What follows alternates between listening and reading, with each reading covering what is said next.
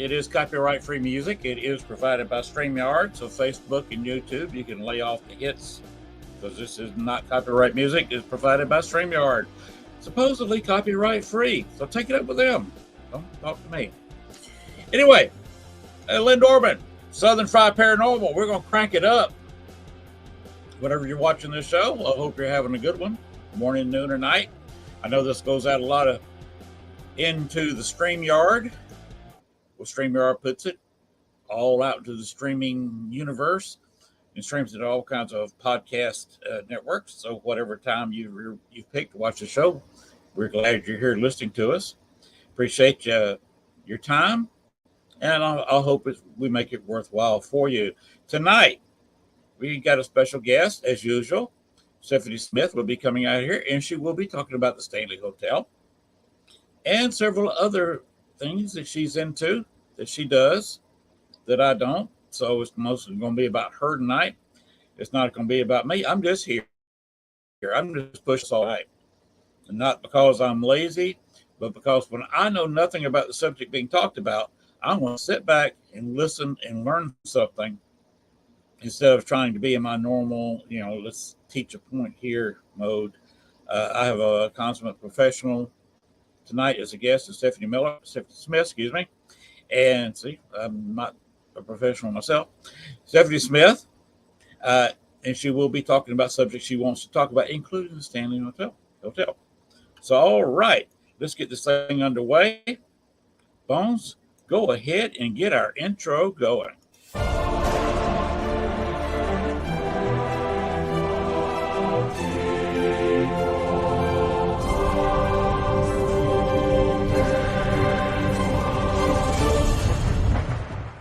Warning, the following video contains strong language which may be offensive to some viewers and or inappropriate for children. The content within this video is intended for mature audiences only.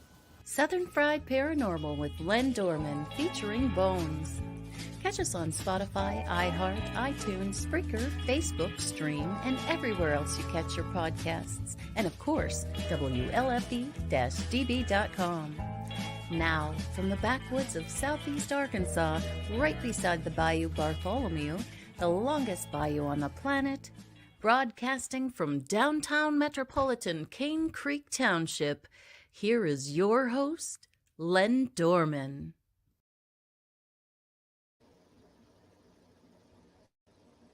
I am here. I am loud. Hey, the mic's on, the volume's up, and we are here. Thank you. Appreciate you doing that, Bones.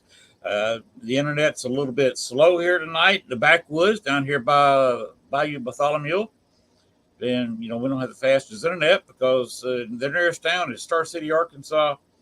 And that's about 2 miles to the nearest city limit. And that's to a town of about 2,300 people. I live out here on a road with about 5 households. So I'm definitely in the woods. And actually went to a gun store today. Would you believe that? Of course you would. I live in the country. I live in Arkansas. Everybody's got 2 or 3 guns. So we were talking squirrel hunting today, even though I don't do that. Of course, the same person also gave us some catfish that my wife had for dinner tonight. So that's about as backwoods as you can get. So that was my day today. Anyway, we're going to bring out somebody who knows what she's talking about, hopefully, more than I do. Stephanie Smith. And we're going to bring her out right about now because this show is all about her. Hello. How are you? Whoop. There we go. There we go. Hi, how are you? Apparently I'm a little bit flustered tonight because I'm a little bit slow poking on the buttons tonight. That's all right. It's late. Actually, for me, it's early. Oh, well, yeah, for you, it's early. It's late here in New York. For me, it's early. Yeah. Okay. Although I'm probably not going to make a big late night of it myself. I kind of got up for me early this morning. Yeah. But I run counter to most of my neighbors. They're up and going at daylight. sometimes I don't go to bed till daylight. Yep. Well, did you Anyway, end up buying anything at the gun store? did we what? Did you end up buying anything at the gun store? I did not. The guy I was with, he's having a problem with a over under 20 gauge, Okay. and he's saying that it kind of jams on him and it doesn't have enough pop to shoot squirrels in trees. So he went and got put on layaway a pump, 12 gauge. Ah, all right. Well, I'm from Alaska, Which is so also, we all have guns too. and that's what I have is a 12 gauge pump. Mm-hmm. Same brand as the military use. I'm not going to advertise gun breaks here. I mean gun Yeah. brands here, but Yeah. it's the same brand name. I believe the Marines and the Army are issued for shotguns. In fact, can be hooked up with a standard Army bayonet Oh, wow. and shoulder strap. Well, that's impressive. Yeah, I'm currently putting a seven shot saddle on it. If you know what a saddle is, right? On a shotgun. I always just had a handgun back home in Alaska, so I never had any shotguns. Okay, it's a bracket on the side of the shotgun that holds the shots. Okay. And the one I've got holds 7. Okay. Yep. So I can completely empty the gun, then completely reload it again in just a matter of a few seconds from right there with the saddle. Of course, now what in the world I'll be shooting at if I've got to fire off 12, 13 shots? I don't know. Well, hopefully you're a better aim than that. Hopefully. Oh, we do have a bear on the loose in the county. Ah, okay. Which is unusual for this far south. Bears usually stay up in the mountains of Arkansas, and I'm down here in southeast Arkansas at about 150 to 170 foot above sea level area. So we just don't see too many bears down here. Yep. Mm-hmm. Well, we got plenty of them in Alaska. I'm not sure what's going on this bear. I bet you do. Anyway, I believe we wanted to talk about something called the Stanley Hotel. The Shanley Hotel. Shanley. Yes. Oh, okay. I've been mispronouncing it all this time. The Shanley. Yep, it's the Not Shanley. Stanley. Nope. We've actually had people come through and say that we plagiarized the name when we're like, no, because this is, the original owner's actual name. So we didn't steal it from anywhere.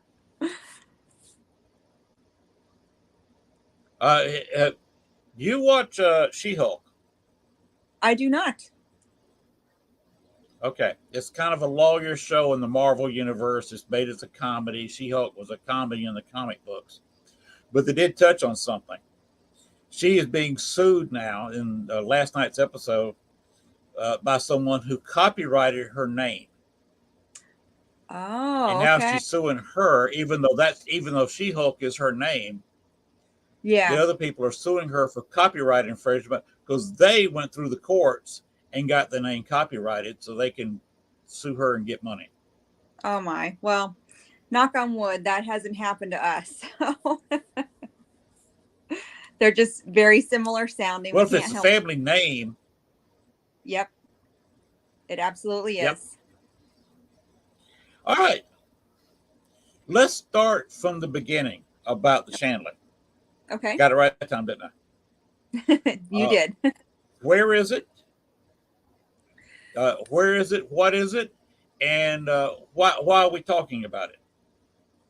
So the Shanley Hotel is in a little town called Napanoch in New York, up near the Catskills. Napanoch? Yes. Napanoch? Uh-huh. Okay. Yep, up near the Catskills. And that was a hotel that was actually built in 1845. And the Shanley family bought it in the early 1900s, and they were involved in the Irish Mafia. It is extremely haunted. Of course, there are nights when it's a little bit quieter than others, at least for us anyway. But we basically have people that come and rent the hotel, or, book a room or two. We take them on an investigation throughout the hotel, meet all the spirits, and, clean up the next day, that sort of thing, regular hotel duties. But we have a good time with it, showing everybody around. Regular hotel duties. Yep. I don't think haunted tours are on every Holiday Inn's docket. It's on our list, our to-do list. We have a lot of oddball things that are on our to-do list around there. Yeah, I hope I do have the correct website down there. The Haunted Shanley Hotel.com.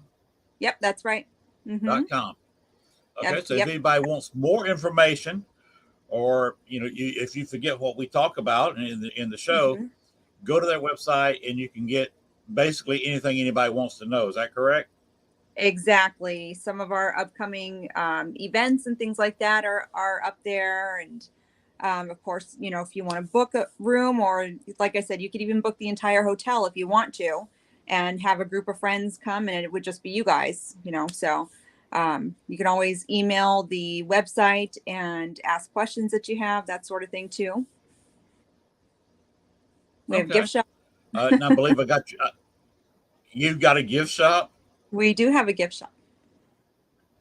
Shanley merchandise, cool. Plus investigation tools, REM pods, keychains, you name it. Okay.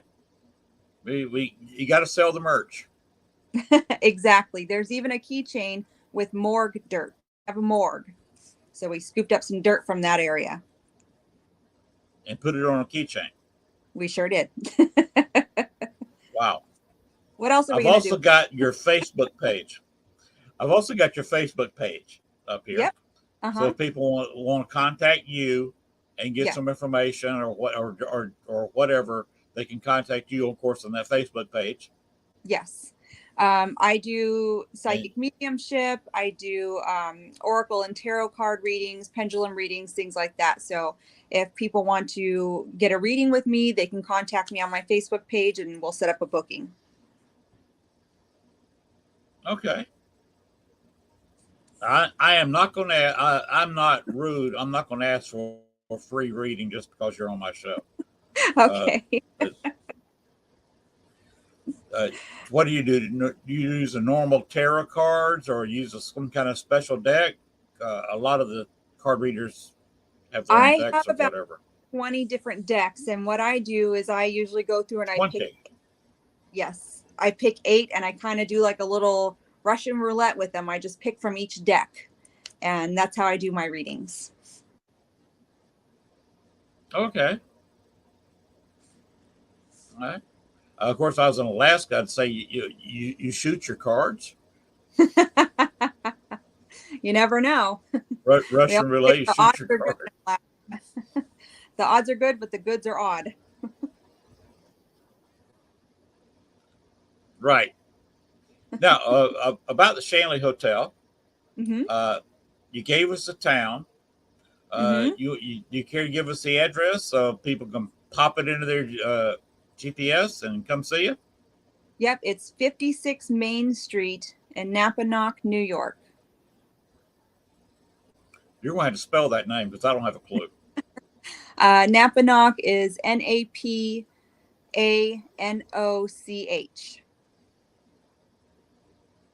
Napanoch. Okay. Yep. That doesn't flow off my southern tongue very easily. It took me a while to get it too.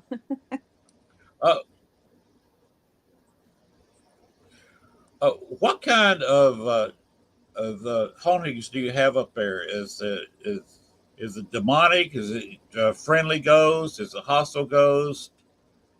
We are there attacks there? Have you got any evidence on the website?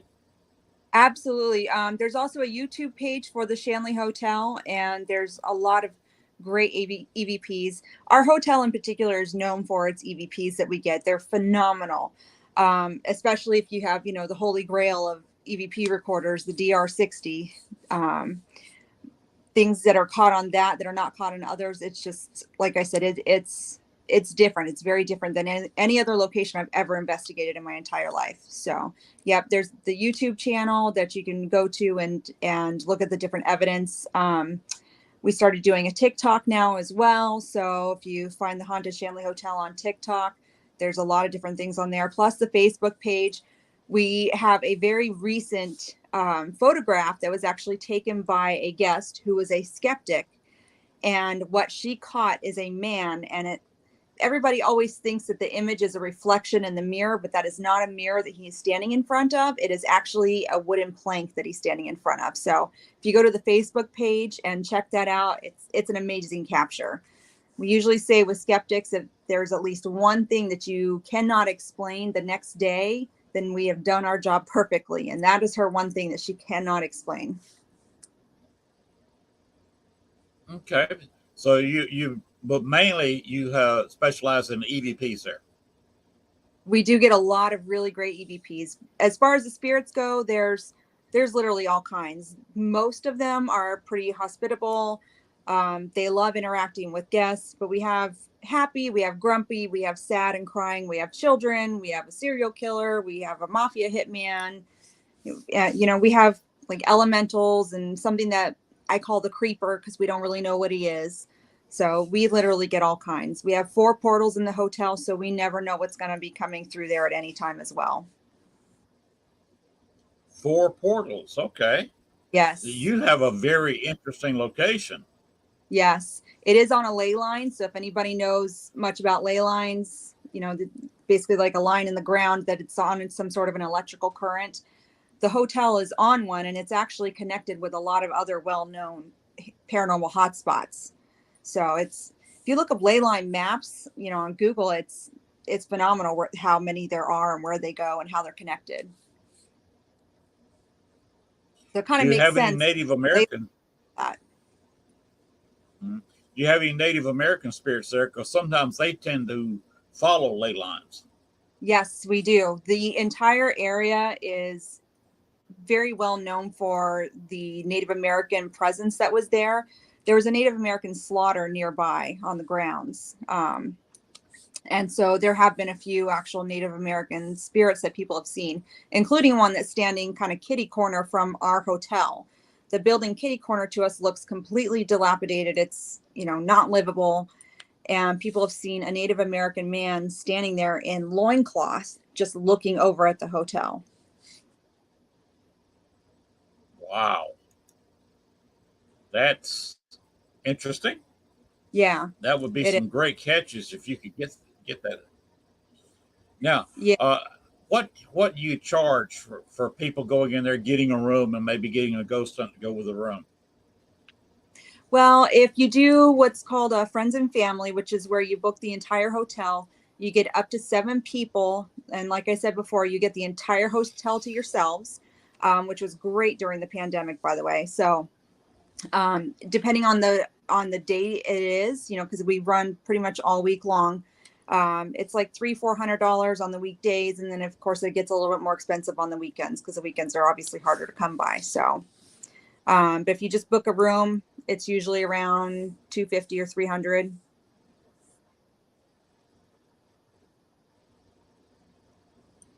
How many rooms do you have? We have 3 in the bordello. We have a room that's called the gentleman's quarters. That room actually sleeps 10, so it's pretty large. And then we have 1, 2, 3, 4, 5, 6, 7 more on the main floor as well. So the hotel sleeps up to 33 people total. Okay. Do you lease out to normal people that are just spending the night, not interested in ghosts, or do people like that even come there? That's happened once or twice, and it's like once they get there and realize that it's haunted and people really don't go there to sleep, they'll either leave or decide to participate. So People don't come there to sleep. Ah, okay. Yeah, they're not going to get any sleep if they come Uh, there. so who owns the place? The owner Okay. is, her name is, So somebody wanting to sleep needs just to go elsewhere. yeah, exactly. The current owner, her name is Kelly Hammerling. She's owned it since 2018, but she's actually been a volunteer at the hotel starting in about 2011. So she's been there for quite a while. Okay. This sounds like a very unique location. It is. It's, you know, a lot of locations might have a handful of spirits, but we keep a log of how many we have, and we have over 50 right now that are there like full time. Wow. Yeah. Wow. And you're not talking about a place with that many rooms. Exactly. But the different rooms were used for different purposes back then the days too. So hence the different spirits that are in those rooms. Plus the spirits get to go wherever they want to. You know, they're not bound to any one location. Right. Probably just in any room, you could probably contact any spirit. Yeah, yeah. We have designated certain rooms because those are the rooms that we generally hear a particular spirit. So we always say, you know, well, this is Kevin's room, this is Joe's room, or this is Anna's room. Some of it we do have, you know, a bit of historical evidence of the rooms that they actually stayed in, like little Rosie. Rosie was 3, so we know exactly which room was hers. We have redesignated that room as hers and made, you know, so she has her bed, she has toys in there. People can sleep in there sometimes as well. But sometimes her father comes through that room as well. Wow. I think, do you have many people spending the night in that room? We do actually. People like it. I did have one lady once, she said it was just her and her husband in that room. And she said in the middle of the night, her husband actually passed gas and she heard a little girl giggle. Oh, okay. That was interesting. Yeah. Uh, but you are pretty well booked, or are you looking for bookings? A little bit of both. I mean, Say this fall. yeah, the weekends are definitely all booked up for several months, especially with Halloween coming up and everything. But there's still some bookings available like during the week. Okay. Are you having it? What's Halloween fall on Monday this year? I think it's a Monday. We are doing an event that we're hosting on the 29th of October instead. And then I think she's going to be doing something for Halloween itself. I'm not sure if it's going to be a big thing or not, though. Normally it would be, but just because, you know, it does happen to fall on a Monday this year, we're doing it a little bit differently. Okay. Doing a lot of stuff on Sunday night. I imagine that's going to be a pretty good theme everywhere. We do it every year. We have a nice size party, you know, and Halloween is actually Mr. James Shanley's birthday as well, one of the spirits there and one of the original owners. So we kind of do Really? a combination Halloween party / birthday party for him. Okay. This sounds like a place I'd love to get up to for Halloween. Yeah, Or anytime. go up there this year on a Sunday night and then stay Monday night, Halloween night, Mm-hmm.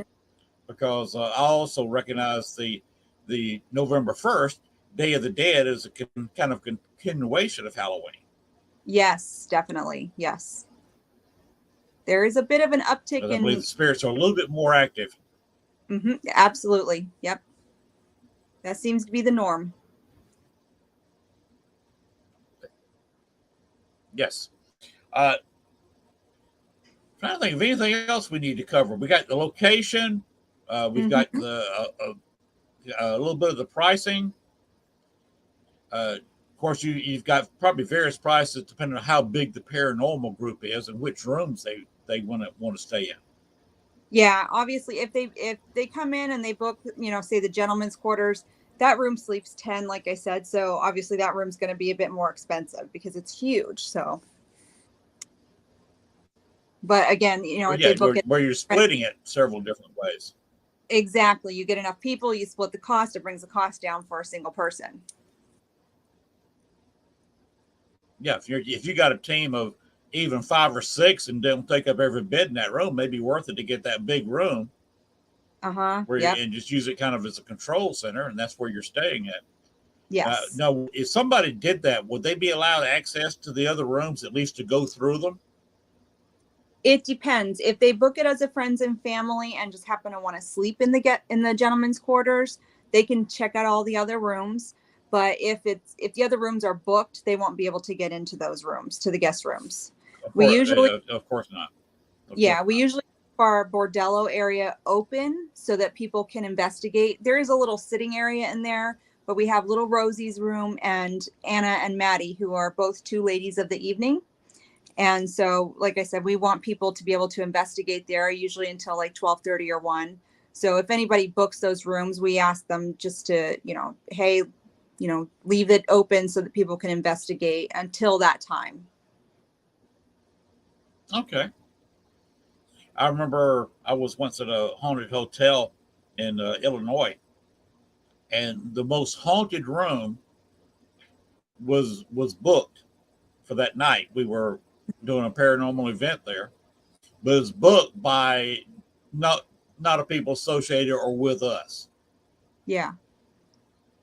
But they on the ghost tour, they wanted to show us and a few other people that were actually booked in the hotel at least the inside of the room. So they just said, knocked on the door, and they already told them, they said, we're going to drop by with a tour to look in the room. Yeah. And they did not know the story of the room until the tour guide told the tour. Mm-hmm. And I believe they asked for another room after the tour. That's golden. Now the tour was not going to come back. It's not a 1 hour. This was a one and done. Just one tour. That's it. They were not going to be bothered the rest of the night, but they wanted another room because it turned out that a man had hanged himself in there. Okay, we have one of those rooms. Oh really? And they didn't want any part of seeing a man hanging from the ceiling fan in that room. Yeah, exactly. I haven't ever had anybody. So I can imagine you gone through similar. There's only once. There was one of our rooms is called Marguerite's room.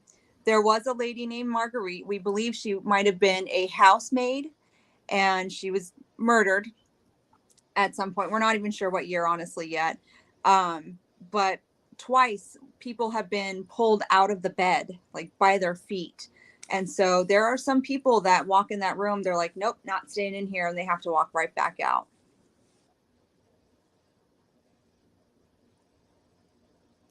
Mm-hmm. I can see that.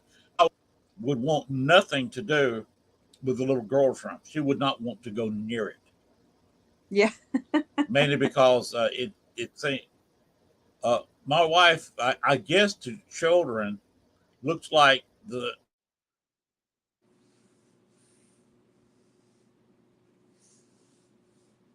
friendly nanny. Mm-hmm. We blinked there for a second. Yeah. It froze. Probably my internet connection is kind of it goes back and forth. But anyway, okay. They're attracted to her in living children, and she attracts child ghosts, and she would want nothing to do with that room. And I would wonder about the ladies of the evening, because last time I had something to do with mob related ladies of the evening, one of them decided to cling on to me for about 6 months. Oh boy. That's a little awkward. Yes, especially when she wakes up at 3 o'clock in the morning when you're sleeping beside your wife. It's very awkward. Yeah, exactly. Well, Anna has been known to follow people home sometimes, but she always comes back. And she actually does prefer men with facial hair. So you got some Okay. facial hair. She'll definitely like you. Oh, well, you can see. Yeah. I've, what do they call the old fashioned name for these? A Van Dyke. Oh, I have no idea. We noticed. I think originally they were called Van Dykes, where you just got the goatee. Yeah, possibly. Yeah, we've noticed every single time that, we'll have men with facial hair and then men with baby faces, and she always goes for the men with the facial hair. Oh, okay. Uh, I had a friend of mine that was baby faced, and I had a mustache when I was 17, Mm-hmm. and he never could grow a proper mustache, and uh, it's when we were coming up as kids and even into our 20s. It seems I always had a girlfriend, and he didn't. Yeah. It's the facial hair. Yeah. So we'll just leave that subject there. Yeah.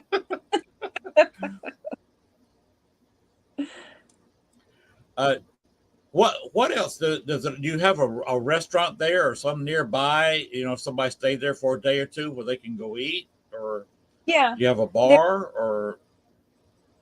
there are a couple of restaurants nearby. The nearest town is called Ellenville, and it's pretty much right down the road. So there's a Mexican restaurant. There might be an Italian one, and there's like a diner or two as well that people usually can go and eat at. So we usually recommend those ones whenever people come and they need to get some dinner before investigation starts and things like that. Otherwise, there's Taco Bell and McDonald's. So if you don't want diner food. Here we don't even have. We got a diner that closes after lunch. Oh, If wow. you're not there by 2 o'clock, tough luck. Oh my. Okay. They do not offer supper. They offer breakfast. They offer lunch to I think 2 or 3, and they close. They lock their doors. They're going Oh, home. wow. I thought the ones in Other than our that, we have a closed. McDonald's and a Sonic here. Yeah. I thought ours closed early because some of them start closing, between 7 and 8. So that's a lot earlier. Yes, yeah. You don't come to Star City and eat in the diner except for lunch. Now you can have a really nice Southern lunch. Basically, you're Mhm. having dinner. It's like Yeah. some of their plates they feed you like it's Sunday dinner at grandma's. There you go. So you take the leftovers home and eat them later on. Yeah, that's it. Especially if you got Yeah. a microwave in the room. Exactly. Yeah. Y'all have that microwaves in the rooms? We do not. We have a bed and dresser and usually little knickknacks. That's it. We have our great room downstairs, which is kind of where we all convene. We have a refrigerator if people want to use it. We do have a microwave there. We always offer some refreshments and snacks and things like that too throughout the night too. So yeah, we usually don't allow people to have alcohol or anything like that because there's areas that are steep and dark because there's certain spots without electricity, and honestly, alcohol with certain spirits just really don't mix very well. Well, I've always been a believer, and I tell people that said if you're going to drink, you're not ghost hunting with me. Exactly. Yep. Now I have made exceptions with that when I'm ghost hunting down in New Orleans, but you got Mhm. people walking around with drinks at 10 o'clock in the morning down there. I've done it myself, but Yeah. if I'm going ghost hunting, I'm drinking Coke all day. Yeah. Yeah. I mean, people will go out Actually, to dinner. usually I'm sleeping all day, getting up in the evening drinking Coke. Yeah. Yeah. People will, go to dinner and have a drink or two. As long as they're not intoxicated, it's fine. But if they show signs of intoxication, it's just too dangerous. So, we usually say, you're done Exactly. investigating, you need to go sleep it off or whatever. So yeah. It's just too dangerous with the dark There area you go. airways. So yeah. we have everybody sign a waiver when they come in, and we warn them, if you get hurt or anything like that, we're not liable for it, but we don't want it to happen. So no alcohol prevents that, at least from happening usually. Now, if people would listen to me in their investigations, I like to use light like you see behind me. Mm-hmm. Yep. So everything's kind of pink. Yeah. Those lights behind me were supposed to be ultraviolet, but they're actually infrared, and I have a UV shining over my head, which of course makes it pink.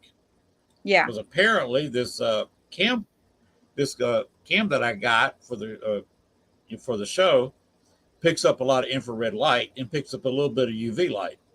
Mm-hmm. I don't know why it does that. Just one of those things. But it turns out pink, like I'm using a full spectrum camera on an investigation, because I don't like to investigate in the sheer darkness. Yeah. Because I am a clumsy ox. I don't know about you in the dark. I usually have my guests seated down before lights go off. We have a seance room. In that room, we do have a couple of red lights that we usually put on. But other than that, we don't really have any other lights going on while we're investigating. So I do like to have everybody seated, and that way they're not going to be tripping over things, things like that. So especially if I happen to take anybody in the basement to check it out, there's a little ledge and I don't want them falling down and, face planting it in the dirt or anything like that. So seated is a priority there. Okay. I understand. Now, of course, you do know that red or green light allows the pupils to be open. I did not know that. In fact, red light because it's a longer wave, you have to have partially dilated pupils to see red light. And this is why traffic lights are red and green. The bright amber is almost painful, but you got the red and green. Red makes your pupils open up. Green has no effect on your pupils, whether they're closed because of bright light or whether they're wide open because you're in the dark. Green light does not affect the pupils. It will not make them open or close. Red light will make them open. Okay. So if you're going to light something partially, use a red or a green light. And if somebody wants to walk around with a red or green flashlight, you're not going to bother their night vision. Yeah. Like a white light, you hit somebody in the face with a white light, they're blind as a bat. Yeah. Even in partial light for 5 or 6 minutes. Oh, absolutely. So their pupils readjust to the dark. Yep. So if you have any light at all, or have somebody walking around with a flashlight, use red or green. Yeah. Yeah. I sometimes do like a Facebook Live while I'm investigating, and everybody's like, we can't see anything, you need to get lights on and stuff. And I'm like, yeah, but that kind of defeats the purpose of investigating.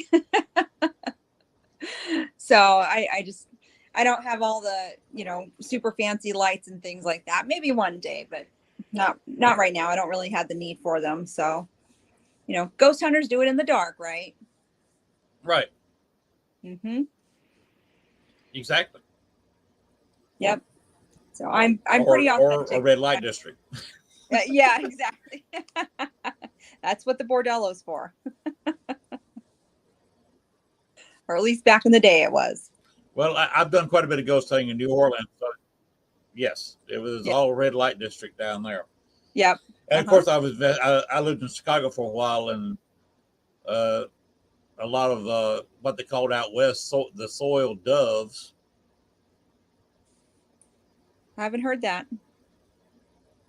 In play, you've never heard of what a soiled dove?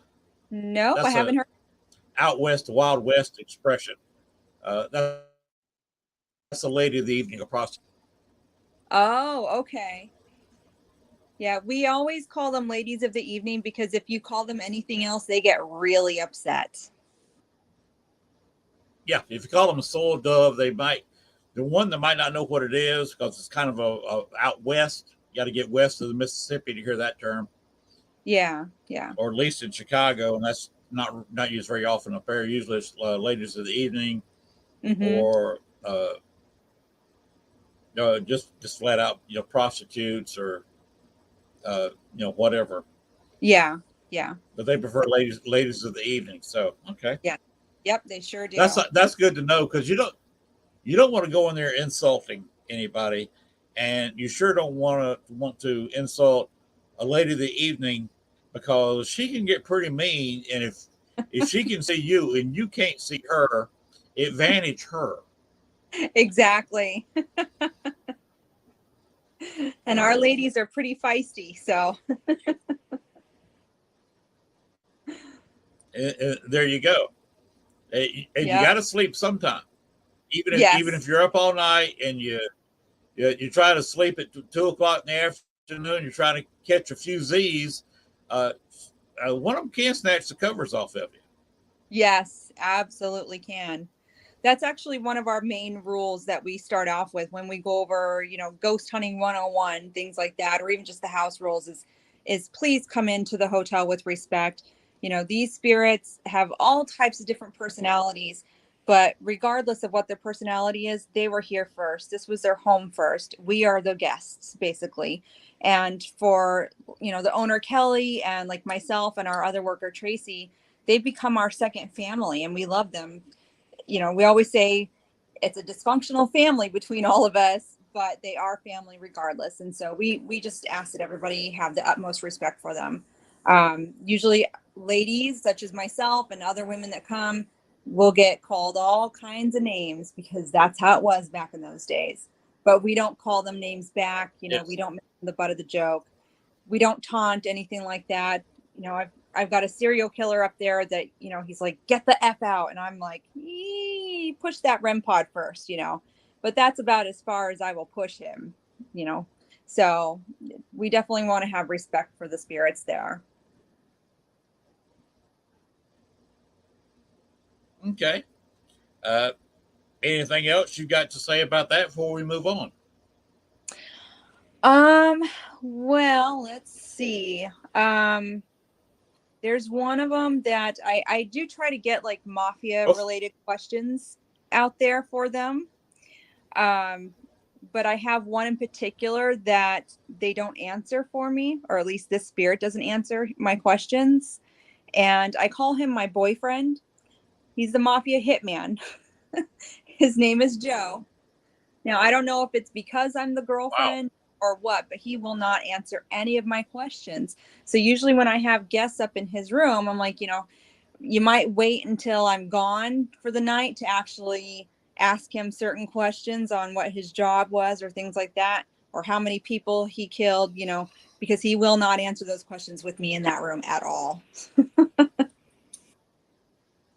Wow. Wow. Ghosts are sometimes very particular. Yes. Uh, just tell you a quick story about I was investigating a former slave quarters in New Orleans, Mm-hmm. and the main guide went upstairs, and she left. She knew I had been ghost hunting for many years. She left me kind of in charge of downstairs, so I had about 15 to 20 people gathered around. Just only 6 or 7 people went upstairs with her. Yeah. And I was talking to the spirit who stayed there. He actually died in a closet, uh, just a few feet from where I was sitting. Oh, wow. And I was talking with him, and on a ghost box, and not EVPs. This was direct, you know, communication back and forth. Yeah. And the tour guide walked in, and she said, "Oh my gosh, this is the first time I've heard your voice like this in years. How come you don't talk to me anymore?" And the reply was, "You talk too much." That is great. And said I that love to, like that. and said that to the tour guide in front of the whole tour. Yeah. She did not know what to say, and I didn't know what to say. And I still even remembering that event, would have no idea what the correct thing for me to say or do was. Yep. I tell everybody that come in the same So, thing. They're going to, have a positive, upbeat attitude. They get tired of hearing my voice all the time. They want to hear from you because you're new in the hotel, So pretty much the same thing there. We get some great responses from them that are a little cheeky as well. I had a 15-year-old young lady in just last weekend, and she went into the gentleman's quarters with her aunt. Now, the gentleman's quarters, I usually like to say, if you remember that scene off of Titanic where the men get up to go to the smoking room and Rose says, they're going to congratulate each other on being masters of the universe. Well, that is what the gentleman's quarters is. As the name implies, women were not allowed in that room back in the day. It was where they smoked and drank and gambled, things like that. So we were not welcome in there at all. So this young girl goes in there for about 10 minutes with her aunt, and then she comes back out and she goes, "They are so mean in there." And she sat down next to me and I said, "Well, what happened?" And she goes, "They said, get out." And they called her the B word. I was like, "Yep, that's that room." ooh, We get all kinds of funny responses like wow. that. I love them. The first time I ever got called a name, I clapped so loud. I was like, "Oh my God, thank you." It's like I've been accepted into the family now. It was really exciting. You get home after a night of investigating and, the husband's asking, "Well, how did it go?" And, "Oh, I got called a bad word." And, they're like, that's not usually a good thing. But in our world, it's an awesome thing. Like, we live for those little moments. Yes. They have personalities, they really Uh, do. yes, they do. Yep. You're correct. You've it's just amazing what you run into, and I run into skeptics all the time. In fact, the guy I was out with today, a neighbor, he does not believe in ghosts at all. Mm-hmm. But I told him, I said, if you had seen and heard the things I have when I get voices and there's Yep. nobody around me, Yep. he said, I wouldn't even know how to explain that. And I said, there you go. Exactly. We do get skeptics that come in all the time and we welcome them, but we always say, please keep an open mind. Now, there was one we had in several months ago that 100% skeptic, did not believe in any of this, but he came as a good sport. He had a GoPro on his hat and he went down one of the hallways and he was standing in one of the rooms called Esther's room, which was Beatrice Stanley's sister. So he's standing in front of her door and he said he felt a hand shove him from the upper part of his back into the door. So he went face first into the door, but his GoPro went flying down the hallway. Now, he wrote in one of our books downstairs that we have for guests to write down their experiences. So he actually wrote down that incident of that happening. And he said he was leaving the hotel being a 30% believer. And at some point he was going to come back to investigate some more. So 30% is pretty good. I'll take that. And a return customer you will gladly take. Exactly. But it's neat that they, have experiences like that, even as skeptics, that something just completely turns them around. And, we get people that even paranormal teams that, there's always one or two people on the team that are the technical people that need to debunk everything, which is great because Yes. we do the best we can to debunk everything ourselves. And there are just some things that you can't debunk, And when we get one of these people that cannot debunk their own evidence, it's like a little piece of gold right in their hands. Yes. That's always cool when that happens. Yeah, very much. I was investigating a bar one night, which is what's exciting about a bar. We'd only been a bar for 10 years. For 90 years before it became a bar, it was a mortuary. Oh. You And probably got for Halloween, they had a fake casket up there with a plastic skeleton in it for Halloween. And a group I was investigating with one night, I had one of these cheap Looks like remember the old cell phone meter you could get with the little wand thing. And then Yeah. below that you had a meter you could buy for $5 or $10. Like this with a red light that was see through. Yep. They called it the ghost meter.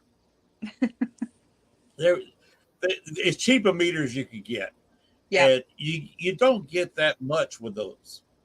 Yep. But she set it on top of the skeleton, and it didn't do anything for a while, even though she would say something to it, and she wasn't paying too much attention to it. There were plenty of other places to go. She just set it there and almost forgot about it. Mm-hmm. But then it started flashing. That big old red light, you can see that across the room. It started flashing, and she would say something, and it would flash a little faster, a little slower. And the skeptic in her group said, if you can tell the spirits to switch that light off and stop it from flashing, I'll be a believer instead of a skeptic. Yeah. He turned around and started going to the bar because the bartender was there serving Coke. It was 2:00 in the morning, 3:00 in the morning. Maybe later than that, maybe 4:00. Anyway, middle of the night. So he was going back to the seat of the bar to his Coke. Before he got to his chair, the lady running the investigation said, if you can hear me and you can understand me and you want to make your presence known, stop touching the meter. And it stopped cold. Yeah. Before he got to his seat.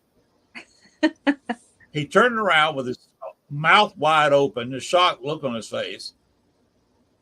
She waited a few more seconds. She said, now that you stopped, go ahead and touch the meter again and make it flash again. Mm-hmm. Immediately start flashing again. That's amazing. He didn't say anything else the rest of the night. Yeah. On-command responses are okay. Now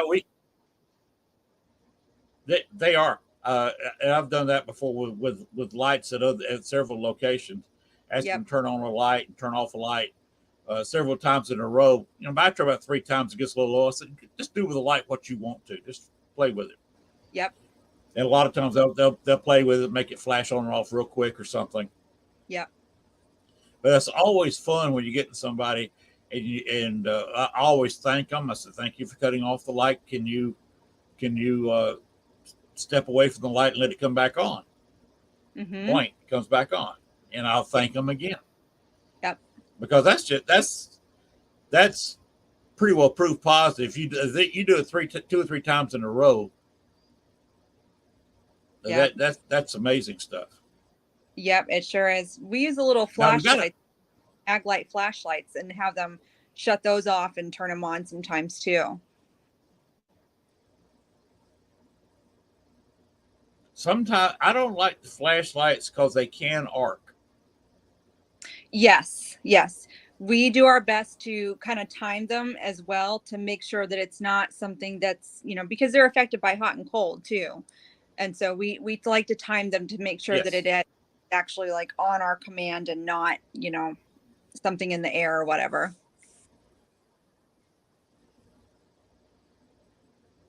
We've got about, I don't know, we could just go ahead, since we seem to be at a stopping point, mm-hmm. And go ahead and end the first hour. Okay. Let me go ahead and exit. Okay. And then I will send you a link to the next hour, and we'll continue with part 2. Okay, sounds good. All right. Let me go ahead and get out.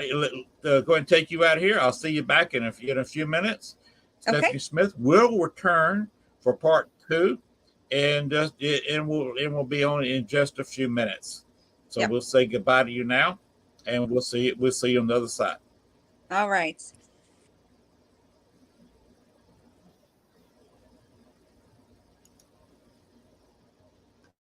And there we go. So that's the first half of our show. I've got about 40 seconds here to get out of here. Let me do one advertising thing that I told somebody. Hi everyone, I'm Dale Kazmarek from the Ghost Research Society. Just talking very quickly about our upcoming convention called the Midwest Spirit Fest on October 16th, 2022 at the Thornton Distillery in Thornton, Illinois from 11 a.m. to 7 p.m. People are interested in getting tickets, they go to my website at ghostresearch.org or also find it on Eventbrite or Facebook page. I hope to see all of you there. That was Dale Kazmarek talking about his con coming up in November. And there's several other places hit on real quick. Get in Paranormal, Mineral Springs Hotel in Alton, Illinois. It's coming up September 24th. And we have on October 1st, Paranormal Psychic Fair out in California. And we've got the Non-Com 7. Dale Kazmarek will be attending that event at the Pottstown Elementary School, another very haunted location. Of course, that's what this show is all about, telling you about haunted locations. There's 3 Paracons, 3 different parts of the country. If you're in the area, look them up. They'll be glad to have you there. All right, we're going to get back with our special guest, Stephanie Smith, and that is a great drawing of her. And we'll be back with her for the second half of the show. All right. Go ahead and crank the music back up, and we'll fade out of here because we got to stop in an hour, and we're 2 minutes from that. We'll see you on the other side in about 2 minutes. Just a few minutes.